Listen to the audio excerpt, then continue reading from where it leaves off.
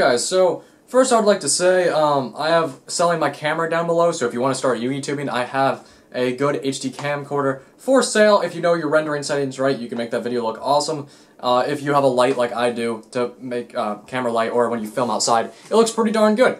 Anyhow, on with the video, I want to talk about Solemn advice. Now, everybody's raving about this card for a while. I've been kind of out of the news stuff because I've been working and I've been busy with friends and stuff, so I've been a little bit out, but I've been back into it the past few days, and I've been thinking of what to make a video about. And today, I thought Solemn advice would be a good card because there's a lot of, I wouldn't say controversy, everybody's like, oh, this is the next Solemn card, it's going to be the new Solemn trio, except not a trio with warning, but more like quadruple Solemn? What? You know what I mean. But, so let's read off here. I know what the card does, but I'd rather just read it off. While you control no other set cards in your spell and trap card zone, when monster or Urs, so pendulum summoning, would be summoned, or when a spell or trap card or monster effect is activated, so spell, trap, or monster effect, this negates all sorts of things.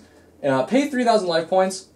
I can another 1,000 life points to negate a spell, trap, or monster effect. That's fine with me. Negate the summon or activation if you do destroy that card.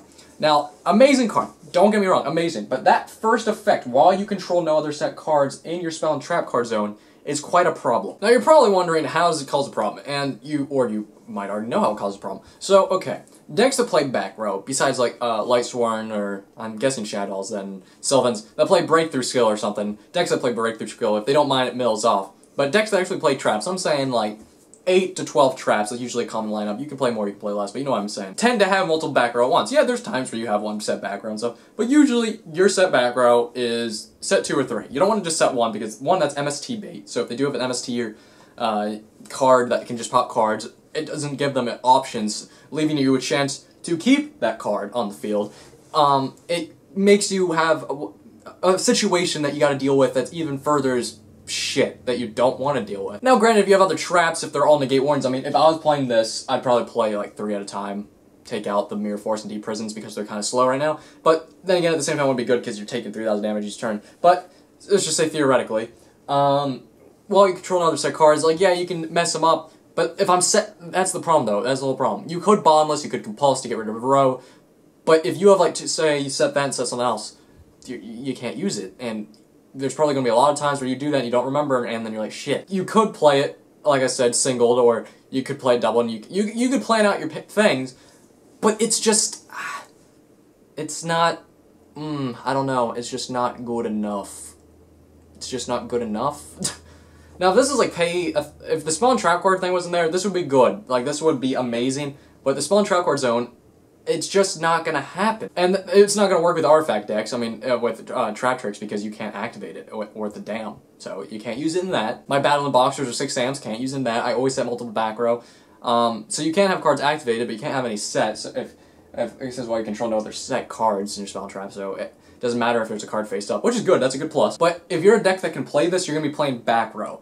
And how the deck's set up, but how this card's set up, you really have to plan around your back row. And like I said, with today's format where you can get cards that pop shit out the wazoo, or MST, or Night Beam for that matter, which that Night Beam has not, it wouldn't matter, but cards like that, this card just seems a little too slow for a current format.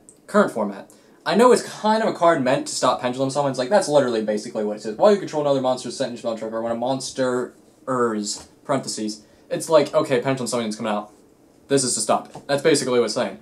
But they made it too hard for you to stop it because you can't have any other spell and trap. So what if I have a bottomless? I drew that first and now I have this card. This card's obviously better. I'm going to have to wait to bottomless and that. Or maybe there's a time where the bottomless wouldn't work because it's like, I don't know, a monster effect or something.